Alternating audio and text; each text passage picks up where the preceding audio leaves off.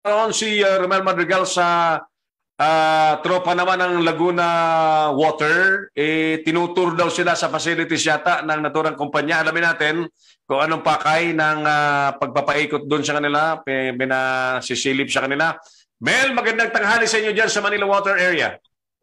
Yes, magandang tanghali kasamang Errol, kasamang Tony. At ito nga, andito tayo ngayon sa Laguna.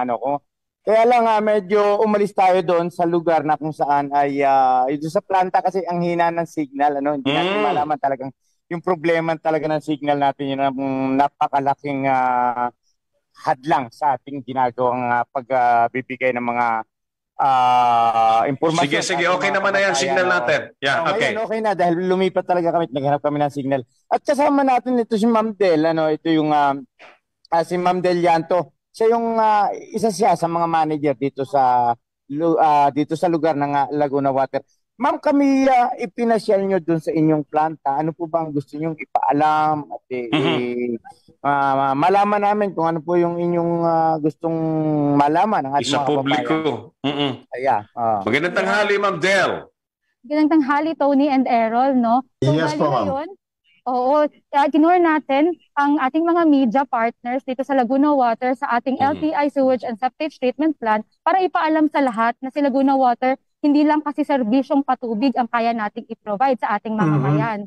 So bukod doon, meron din tayong tinatawag na goal para sa ating sanitation development. Ito naman yung pagpo-provide natin ng maayos at malinis na kumbaga sanitasyon para sa lahat sa ating community. So pagdating sa sanitasyon, alamin lang natin maipasa sa publiko na ang sanitasyon kasi ito, isa dito yung mga nagde-desludge tayo, meaning nagsisipsip Poso Negro din si Laguna Water. So bukod sa pagbibigay ng mga malilinis na tubig, potable na water, ay sa Laguna Water yung mga na gamit na maduming tubig ay ang aim din natin ay linisin ito ulit at ibalik dun sa ating kalikasan. Ayan. So from that, magkakaroon din tayo ng protection para sa ating environment as well as makakaano rin tayo prevent ng mga health issues para sa ating community. That's so right. kami ngayon sa Laguna Water, isa yan sa mga goal namin and mission namin para sa ating mga community. So not only para sa ating customers but also ang aim namin sa lahat sana magkaroon tayo ng maayos na sanitasyon. Kaya naman kanina sa planta, itinur natin silang lahat para mas magkaroon sila ng awareness. Mas ma-appreciate nila ano ba itong mga ginagawa nating treatment processes. Gaano ba kahaba yung mula sa maduming tubig hanggang sa napalinis na natin ito. So ayun, yun yung aim ni Laguna Water sana na mas malaman din ng mga mamamayan natin. Ma'am Del, yung water treatment facilities ninyo, assured ang publiko na kapag pinadaloy niyo yun papunta sa labas, talagang malinis na siya. Tama po, ganun na nga.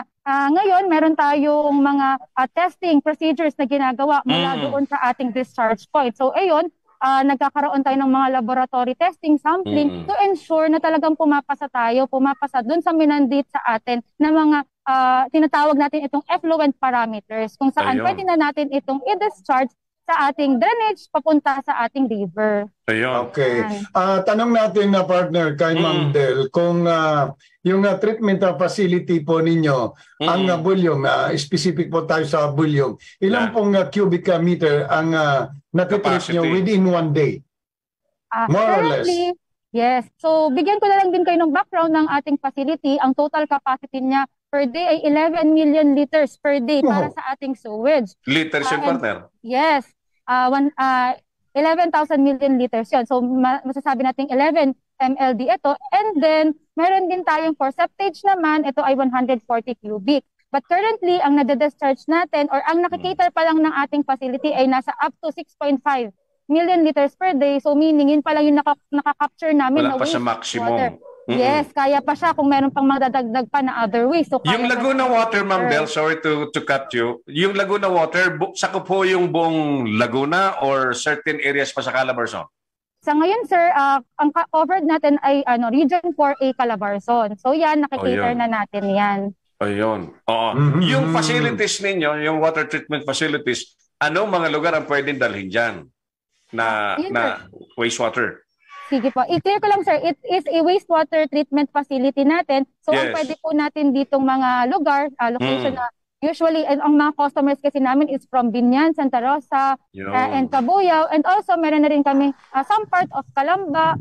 Meron na rin kami from somewhere naman din in Pagsanhan, Victoria. So, may mga nakikita na tayo na ganyan. And other, pa, ay siguro po sa mga upcoming projects and mga new business development naman ni Laguna Water. Hopefully, makita na rin namin yung iba pang part ng Laguna.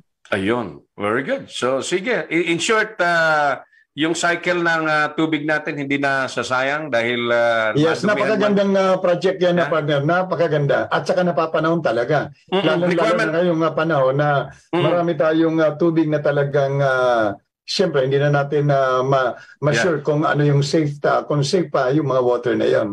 Bahagi yan parte ng water conservation siyempre na kung dumihan ng konti, itatapon na ng iba. No? Sa atin, hindi. Ganyan ang ating ideya to conserve water hanggat pwedeng lilinisin. In fact, yung malalaking kumpanya tulad ng kila Ma'am Del Llanto ay nire-require partner ng batas talaga that they need to have water treatment facilities, partner. Oo. Okay. Magkano ginastos ng Laguna Water, ma'am, dyan sa water treatment facilities nyo? Actually, sir, in terms of amount, hindi lang tayo makapag-provide ng exactong amount, but it cost much talaga para po makapagtayo tayo ng isang malaking water treatment facility. So dito kasi, ang ini-aim talaga natin dito is to protect for the environment. So in terms of cost, if it is for compliance then also and makapag-comply tayo sa ating mga environmental regulators, so we need to implement. So it's part of the investment. Saan ba yung exact locations niya ng facility ninyo, ma'am? Ma'am Del? Currently, sir, yes po, sir. Currently, naka-base tayo dito sa loob ng Laguna Techno Park Incorporated dito sa Binyan yun, sir. Ayun. Okay. Itanong ko nga, partner, bagamat si Ma'am Del kasi ay in charge yan sa wastewater operations. Ang mahalaga kasi, pag sinabi nating serbisyo ng tubig, yung supply ng tubig sa mga bahay, partner, sa mga kasi sa ibang lugar, may mga ibang supplier din, may mga reklamo. Ikaw, Mel, ano ang experience mo sa Laguna Water? Ayun, kasama ng Errol, ako naman hindi kasi Laguna Water yung iba sa'yo. Iba. Hindi sakop ng Laguna Water, San Pedro? Hindi, oo. Pag-aari nun, yung isang kumpanya. Isang kumpanya na napakarami na rin ang pag-aari. Ayun. O, di si Ma'am Del nang pakwentuhin natin. Ma'am Del, okay, mas maganda. Ma'am Del, kumusta po ang serbisyo ng tubig ninyo sa mga konsumidor, ika nga? Sa ngayon naman, sir, kami sa Laguna Water, lahat ng mga concerns and issues na ipinoprovide sa amin ng aming mga customers ay agad-agad rin naman namin yung pinupuntahan at inaayos kung sakasakali man na meron. Currently po, meron kaming mga customer case manager. We also have mga territory managers kung saan nakadeploy sila sa each locations na covered po ni Laguna Water para sa mga customers natin na mas madali nilang makukuha or makakapture or mas madali rin nilang maibabahagi sa bawat Laguna Water employees yung mga concerns nila para po sa agaran naman na pag-ayos ng mga concern nila pagdating sa tubig. Very good. Okay. Right. Okay, nice. I think, Mel, sufficient na ang information na naibahagi ni Ma'am Del Llanto. Maraming salamat, Ma'am Del, sa informasyon na binahagi niyo po sa tanghaling ito. Maraming salamat din po at magandang tanghali po sa lahat ng ating listener. Ayun. Laguna Water. Mel, Yes, oo. Ayun, napakahalaga rin na kasi kasamang Tony, kasamang Errol dahil ito, kailangan na talaga nating maibigay din ng impormasyon sa ating mga kababayan kaugnay sa kalinisan ng tubig at kung saan napupunta yung mga tubig. Baka mamaya dyan So, Mel, ang dyan, dagdag na impormasyon doon sa mga bahay na medyo magkakaproblema sa kanilang Poso Negro, especially sakop sila ng Laguna Water. Libre yata. Libre. Tawagan lang sila. Actually, sir, i-ano lang natin, i-clarify lang natin. Clarify. Sige. Opo. Yung libre, sir, not totally libre siya, pero hindi po siya kagaya ng iba na one time, big time yung yung payment. Ang mangyayari nito, kasama po siya sa bill na.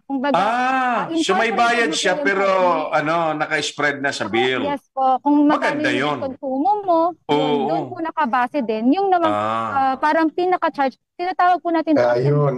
Mas maganda yun. Kasi kami dito, partner, talagang sumasakit ulo kapag napuno yung talagang ilang truck ay papakakot mo, libo-libo ang gastos eh.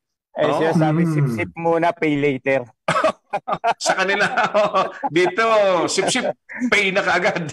Hindi, pay mo na bago sip-sip. Oo. Sa kanila kasi nasa bill na nasa bill. Nasa water bill na po ito. Ayun. Nasa water bill na, mas maganda. Mas maganda. Mas magaan, ano? Maganda palang tumira dyan, ano? Magandang tumira Maganda dyan. tumira dyan, no? Ganda tumira. Sakop ng Laguna Water. Ihanap mo nga kami ng ano dyan, Romel, ng lugar ni... Ano pa nga hanapin natin? Matitirahan o ititira? Matitirahan, ikaw naman. Matitirahan naman. Matitirahan. Titirahan. Oo. Mel, thank you sa inyo ni Ma'am Del Yanto. Okay, Thank you, ma'am. Thank you, Ma'am Del. Thank you. Mula rito sa Laguna, particular dito sa Santa Rosa na ito kinalalagyan natin. Romel Madrigal. Kasama ko ang aking anak, Jeremiah Madrigal. Romel Madrigal sa DCRJ 10 ang Radyo Bandido TV. Thank you, Mel. Live mula sa Laguna. 30